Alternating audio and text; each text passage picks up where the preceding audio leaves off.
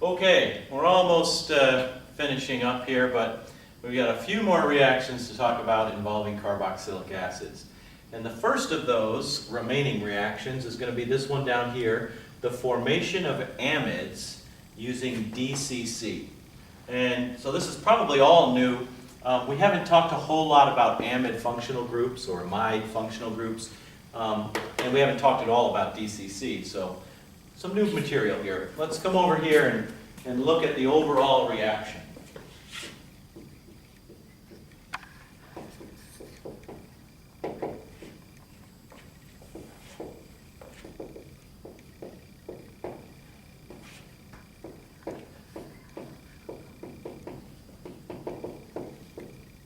Amides from carboxylic acids.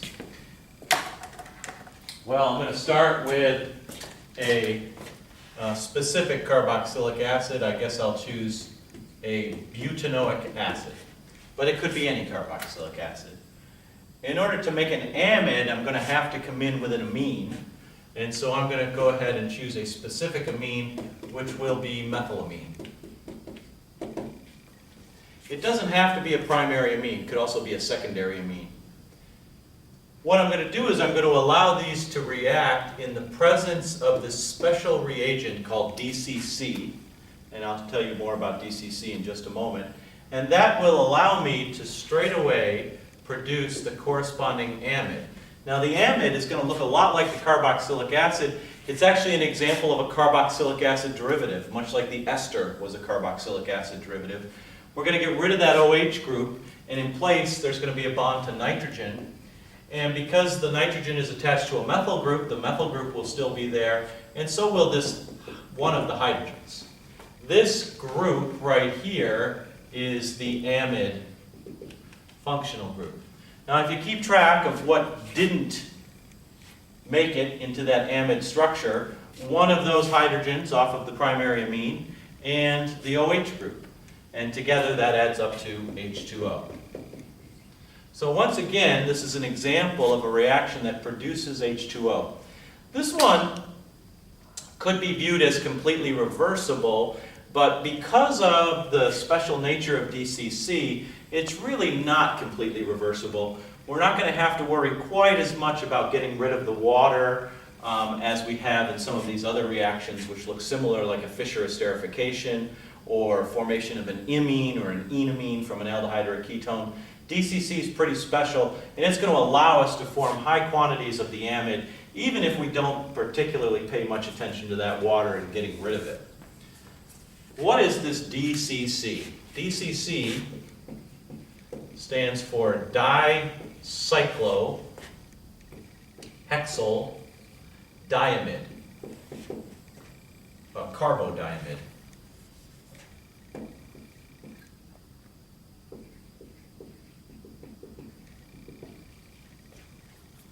DCC, dicyclohexyl carbodiamide. And it looks like this.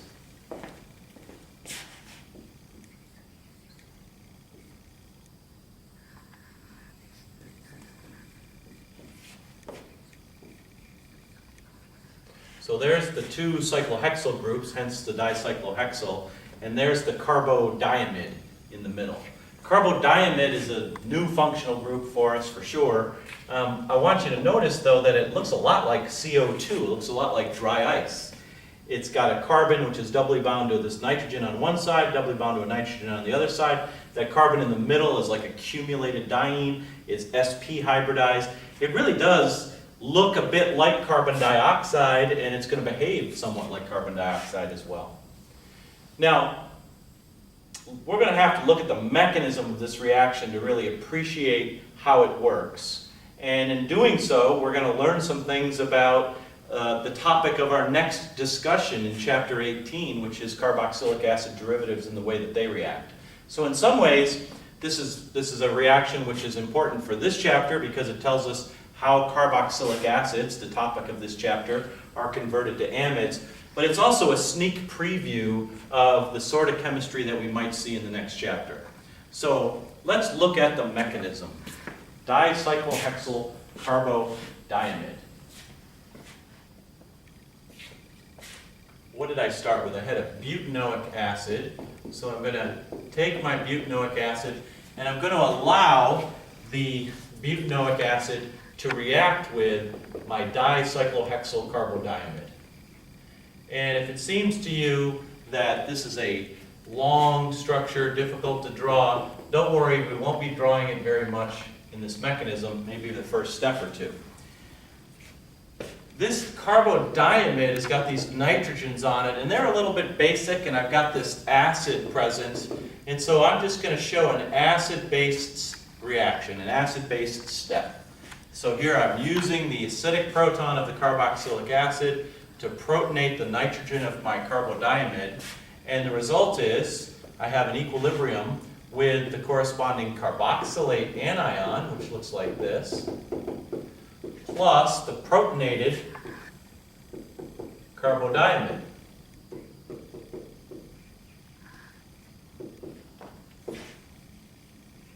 And there it is, the protonated carbodiamide. Now the protonated carbodiamide is suddenly a super electrophile. If I protonate a carbonyl, a simple aldehyde or a ketone, for example, it becomes a super electrophile, and the same will be true here. And it is this resonance form which illustrates the fact that it is a super electrophile.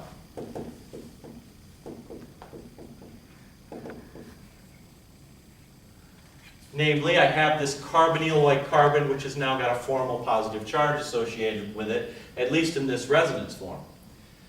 Of these two resonance forms, this is probably the more important one because carbon is not as electronegative as nitrogen, and so the positive charge should be residing on carbon. Well, at the same moment that I generated this super electrophile from my carboxylic acid, I also generated the carboxylate anion. And I told you when we looked at the reaction with diazomethane that the carboxylate anion is not a supernucleophile. It's a resonance to localized, highly stabilized nucleophile. Highly stabilized means less reactive, but I've just produced a super electrophile, so I'm going to see reaction right there. When you add in that carboxylate anion, you now have just a giant species here. So if you keep track of all the atoms, it's going to look something like this.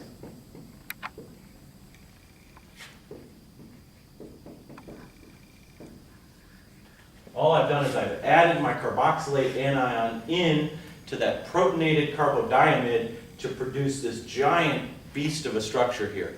Now, I will tell you that you don't have to redraw this any longer because it turns out that this giant beast of a structure, which I'm going to circle right here, is an excellent leaving group. And all we really want to appreciate is that by allowing the carboxylic acid, which has got this OH group on it, and the OH group we know is a lousy leaving group, a very poor leaving group, by allowing this carboxylic acid with this OH group, a poor leaving group, to react with DCC, I have produced a new carboxylic acid derivative which has an excellent leaving group on it. And in fact, that's the way we're going to think about this reaction now. Come back over here, and I want you to look. The carboxylic acid is reacting with an amine. I haven't even gotten to the amine part of it, in the presence of DCC to produce an amide. And what we recognize and appreciate now is that all that the DCC is doing is converting the OH group of the carboxylic acid into a really good leaving group. So if I look at the mechanism in that way, sort of a shortcut mechanistic view, my carboxylic acid reacts with DCC to produce a new carboxylic acid derivative in which I've got this really good leaving group on board. I'm putting it in a box. That's that giant beast that I circled just a moment ago over there. That's what the DCC does. It produces a good leaving group from a lousy leaving group. Now, what are we even talking about leaving groups for? We haven't really talked about leaving groups in carboxylic acid chemistry up until this point. But it turns out that if you do, in fact, change the OH group of the carboxylic acid from an OH, which is a lousy leaving group, into an excellent leaving group, it opens up a whole realm of new reactions. These new reactions are called nucleophilic addition-elimination reactions, and they are the topic of the next chapter. So this is the part that's kind of a sneak preview of the next chapter. Here's how it works. With that excellent leaving group on board, any kind of a good nucleophile, and we know that amines are pretty good nucleophiles, even though they're not negatively charged. They're neutral nucleophiles, but good nucleophiles. Any kind of a decent nucleophile can come along and can react at this electrophilic carbon. We've seen lots of examples of this sort of thing. There's already 2 lone pairs on that oxygen. When my nucleophile comes in and reacts, there will be a 3rd lone pair and a negative charge at that oxygen. My really good leaving group, that giant beast of a leaving group that I generated using DCC, is still on board, and I'm showing it just as LG in a box. And I've got this ammonium ion, which forms when the amine adds in. Now, at this stage of the game, you can come along and pick off an acidic proton using another equivalent of amine. So I'm going to go ahead and do that. The amine is a basic species. They are organic bases. And so the result is that you have now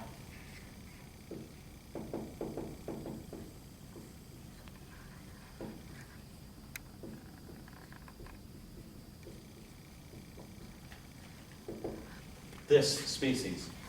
We would refer to this species as a tetrahedral intermediate. That's a term you're going to hear me use a lot in the next chapter.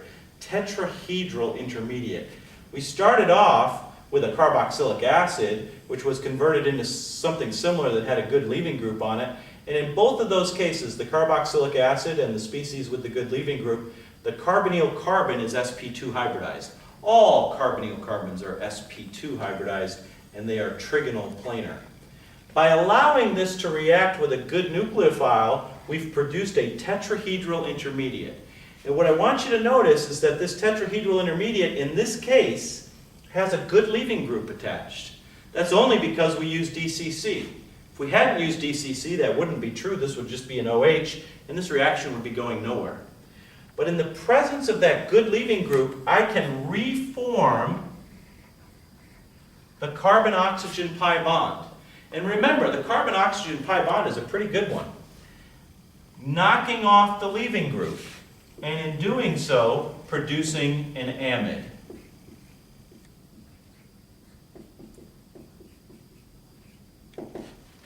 There's my amide structure. So the mechanism of the reaction is very interesting. First, you produce this carboxylic acid derivative that has a good leaving group, and then nucleophiles can add in. That's the nucleophilic addition. And then you can eliminate the leaving group, that's the elimination part, to produce a new derivative.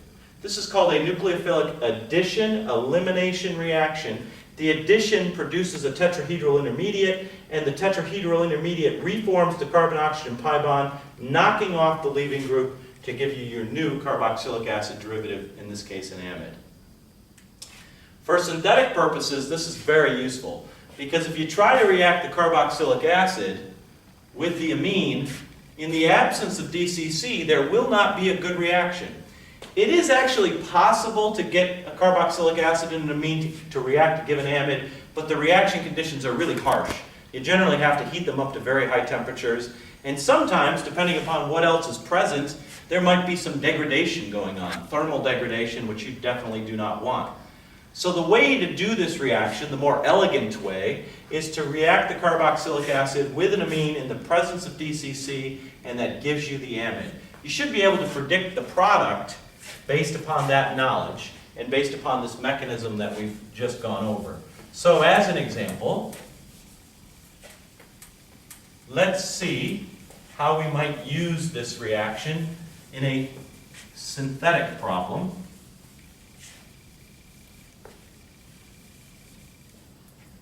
Here we go. I'm going to start with benzoic acid, and I want to ask you, how would you produce the corresponding amide?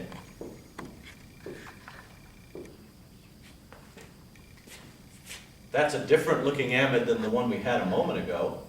Well, what you would do is you would look at the amine that must have added on, and it's clearly a dipropylamine. In other words, this amine right here, which is a secondary amine, must have been involved in order to give this particular amide structure. You can't react that dipropylamine with this carboxylic acid straight away, but you can take the carboxylic acid and react it with this dipropylamine in the presence of DCC to give that product. So that's how you would perform this particular synthesis. Amides, really important functional groups. We're going to study more about amides in the next chapter. Okay, that's our reaction involving carboxylic acids and DCC to form amides. We're now down to the formation of acid chlorides using thionyl chloride. Now, as I mentioned a while ago, you have used acid chlorides quite a few times. Most notably when you were trying to do Friedel-Crafts acylation reactions. So please recall that if you had a benzene and you reacted it with an acid chloride, which looks like this, in the presence of aluminum trichloride, you could perform the corresponding Friedel-Crafts acylation. There's the acylation product. You also learned that if you nitrated benzene to form nitrobenzene and reduced that to form aniline, you can acylate at nitrogen. In this case, you're going to use another acid chloride, but no aluminum trichloride, because if you added aluminum trichloride, you'd be doing a Friedel-Crafts acylation at the benzene ring. In order to effect a nitrogen acylation, you just need the acid chloride all by itself.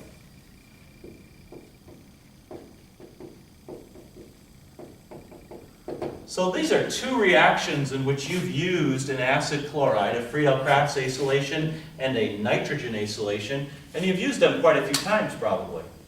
Well, the question is, where the heck did these acid chlorides come from? And it turns out they come from carboxylic acids. You can convert a carboxylic acid into an acid chloride quite easily. Let me show you the overall reaction.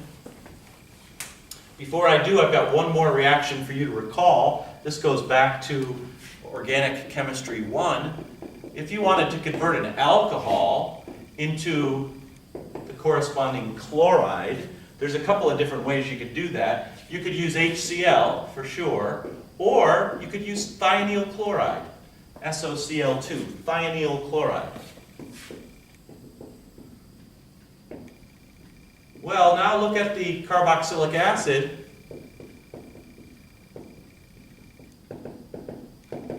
Looks a bit like an alcohol, at least in this part of the molecule, the hydroxy group there. And it turns out that the same exact reagent will do the same chemistry.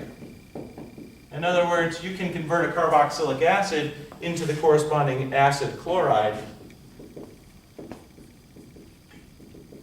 using thionyl chloride. So that's very useful. So we've got thionyl chloride reaction with alcohols to give alkyl chlorides, and thionyl chloride reaction with carboxylic acids to give the acid chloride. So, if we understand all of that, then perhaps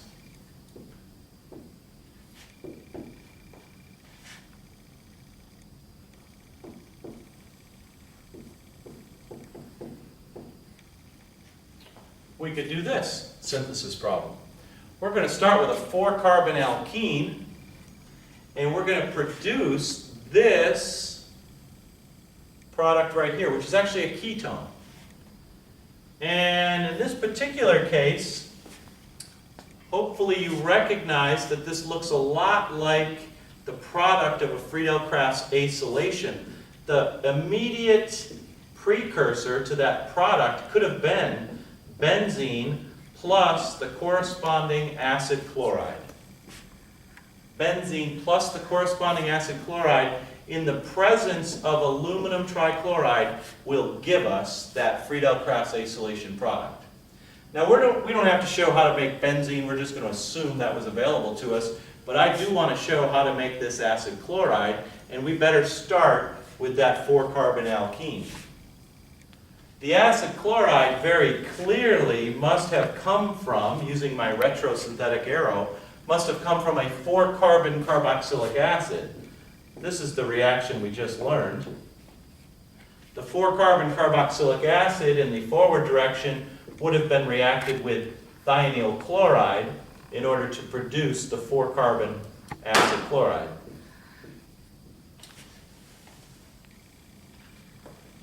Well, now the question is, how could we go from the alkene to the 4-carbon carboxylic acid? We actually learned some reactions today which will help us get there. But first we're going to have to utilize an old reaction. Notice that the carboxylic acid is at the terminal carbon. We need an anti-Markovnikov reaction. One way to do this, probably the best way to do this, would be to use an anti-Markovnikov hydration. This is old school now. We're going back to Organic Chemistry 1, a hydroboration oxidation sequence will give us the anti-Markovnikov hydration product. If we then take that alcohol and oxidize it in such a way, it's a primary alcohol, oxidize it in such a way that we over-oxidize all the way to the carboxylic acid.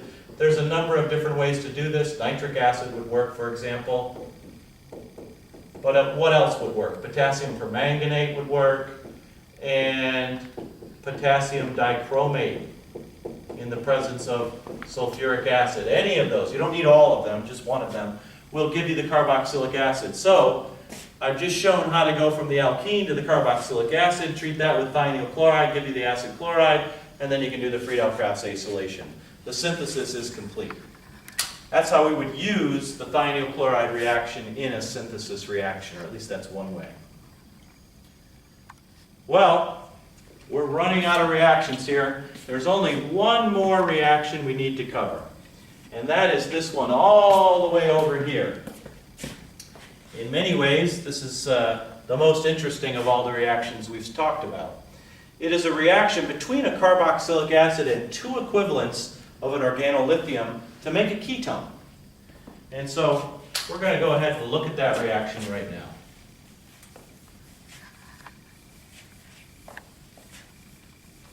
I'm going to show you the overall reaction right here. If I were to take a carboxylic acid, and I'm choosing benzoic acid again as my starting material, and react it with two equivalents of an organolithium, I'm going to be generic about the organolithium I use, two equivalents of R lithium, organolithium. What you will do is you will produce, if in the second step you treat this with H2O, H3O+, you will produce the corresponding ketone in which the carbonyl carbon of the carboxylic acid is still present, but the OH group is gone, and what remains is the R of the organolithium. A ketone. This is a very interesting reaction, a very interesting way to create a ketone. Let's look at the detailed mechanism of this reaction.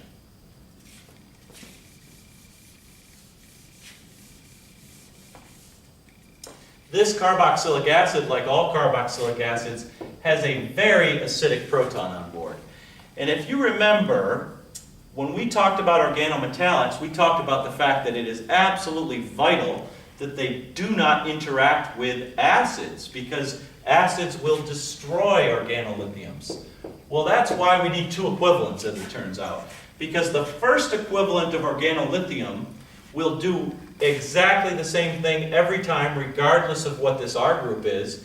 it will basically be protonated by the acidic carboxylic acid.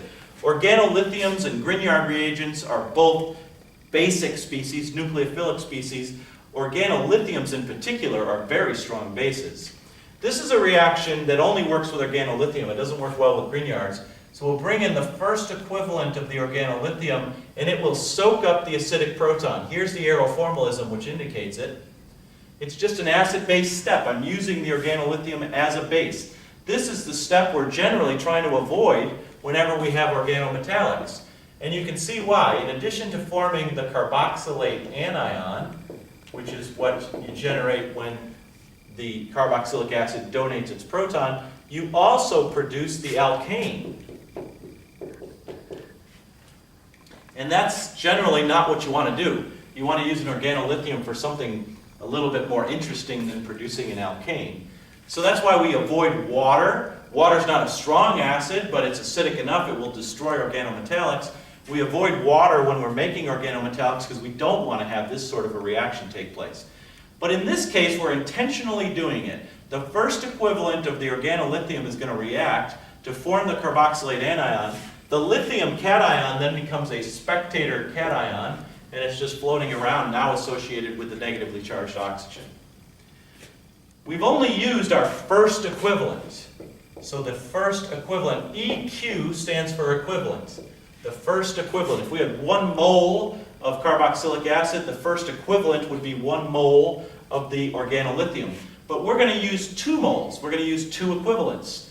What's going to happen is that now, once all of the acidic protons are gone, and they will be completely wiped out very quickly because they're quite acidic and this is quite basic.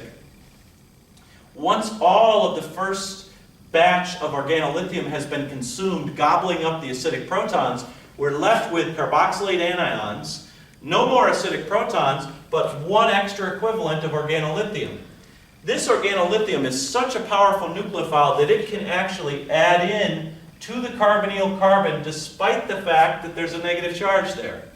And the result is very, very interesting. You form a dianion. It looks like this. There's now 2 lithium countercations around these 2 oxygen anions, these alkoxide-like anions. Now at this point the reaction just stops. There's nothing more that it can do. You've used your second equivalent of lithium, you've produced a dianion. We don't see a lot of dianions around in organic chemistry. The reason that this one forms is because that is such a powerful nucleophile. The second step is to add water and maybe a little bit of H3O+.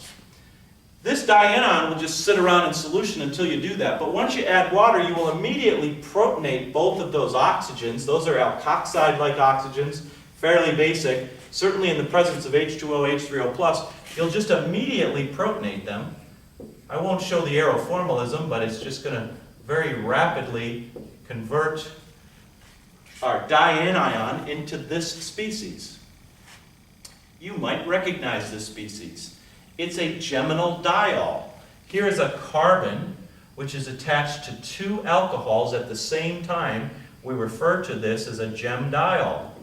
Where did we see gemdiols? We saw them in one and only one case. Ketones, or aldehydes, react with water under acidic conditions to form gemdiols. But what I told you was that it's not a very synthetically useful reaction because the equilibrium always favors the ketone or aldehyde side. Always is a strong word. There are a few exceptions to that. But 99% of the time, the equilibrium dramatically favors the ketone side here. So basically, what we have is a situation is when you react your carboxylic acid with 2 equivalents of organolithium, you form the dianion, and as soon as you quench with water H3O+, you make, for a moment anyway, geminal diol, which just immediately equilibrates to give you your ketone. The ketone is the final product there. It's a great little reaction. What a great way to make a ketone. Let's go over here and look at some predict the product type problems where we could use this reaction.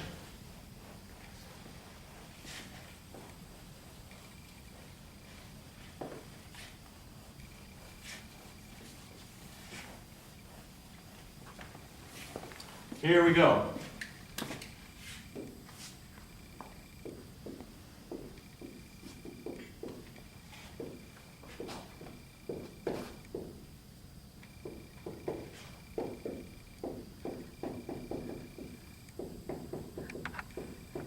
Here I have a 4-carbon carboxylic acid, butanoic acid, and in the first step I'm reacting it with 2 equivalents. There's EQ again, the abbreviation for equivalents. It just means we're talking molar equivalents. If I started with 1/10 of a mole here, then 2 equivalents would be 2/10 of a mole of the corresponding organolithium, which is a propyllithium, followed by water, H3O plus in a separate second step. What's going to happen is you're going to have your carboxylic acid structure right up until the carbonyl group, and then on the other side you're going to have whatever you had as your organolithium, which in this case is a 3-carbon unit. So you would have in total 1, 2, 3, 4, 1, 2, 3, 4, 5, 6, 7. It didn't matter in this case which side you counted from. You would have a ketone, which could be called a 4-heptanone in this instance. Let's do another predict the product. What if I took that same carboxylic acid, but I treated it with, in the first step, 2 equivalents of phenyllithium, and in the second step, the usual H2O, H3O plus quench. You would still have the 4-carbon fragment of the carboxylic acid, but the new ketone will involve this phenyl substituent here. So this would now be a phenyl propyl ketone.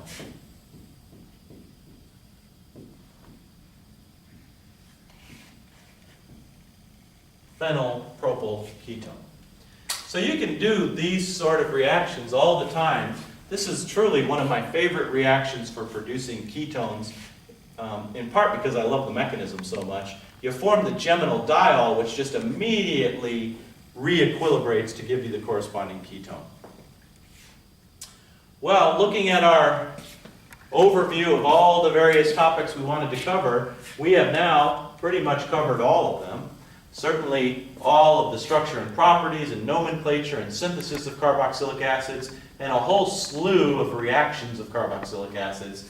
The only thing we haven't talked about are soaps. And so that's our last topic of this chapter, soaps. One of the things we learned is that you can convert carboxylic acids into esters, and in fact you can convert esters into carboxylic acids using Fischer esterification conditions. So for example, a carboxylic acid plus an alcohol will give you an ester under Fischer esterification conditions, meaning acidic conditions. There are some naturally occurring esters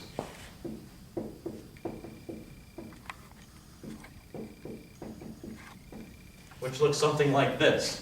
These are called triglycerides. If you have blood work done, you might have your blood checked for triglycerides. Triglycerides look like this. They're naturally occurring compounds. They're present in animals like you and me, and farm animals like pigs.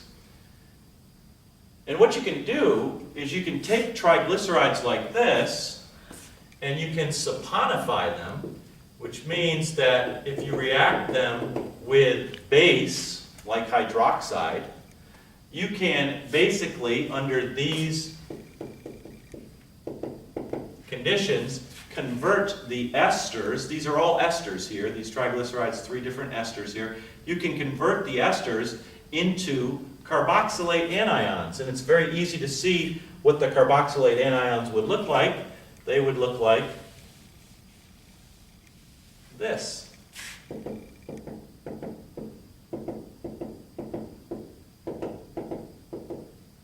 These are 3 carboxylate anions. What is this thing? I didn't really specify what that is. That's just a long hydrocarbon tail. So these were natural triglycerides which have a very long hydrocarbon tail associated with them.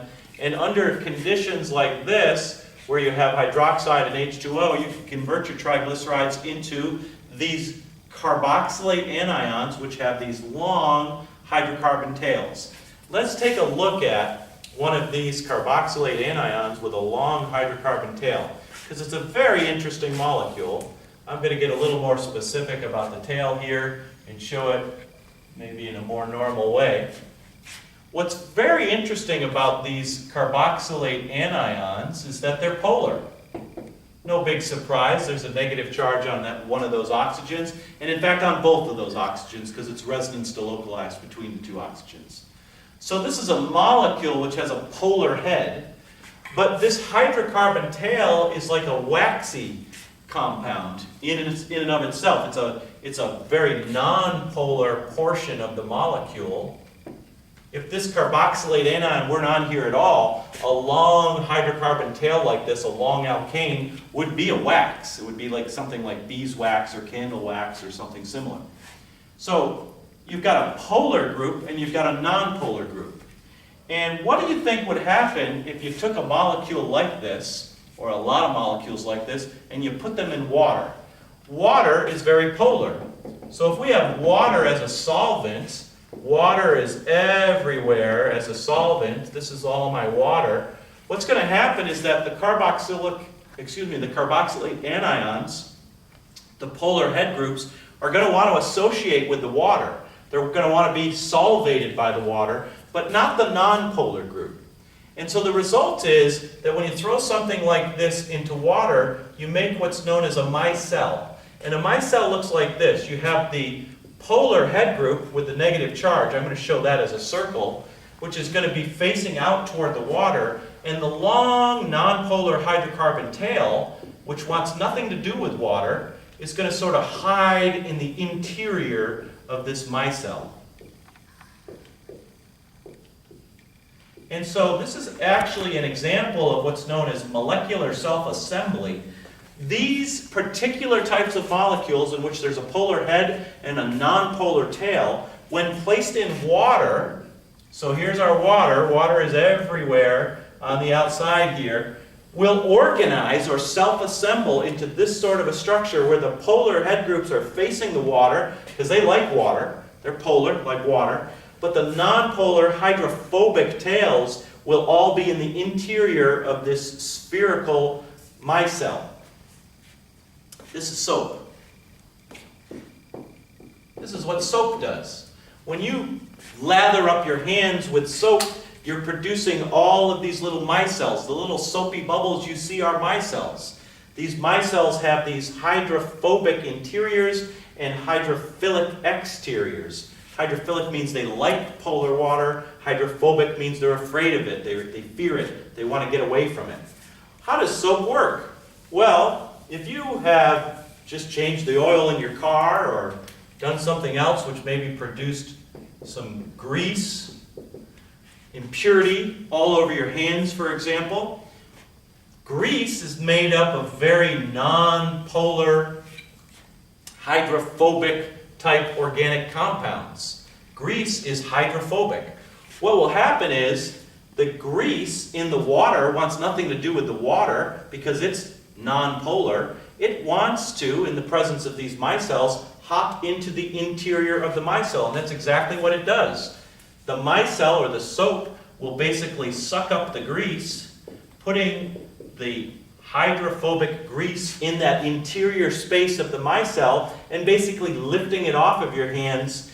It's now soluble in water because all of the head groups out here want to associate with water, so it lifts off and takes off and removes the grease from your skin.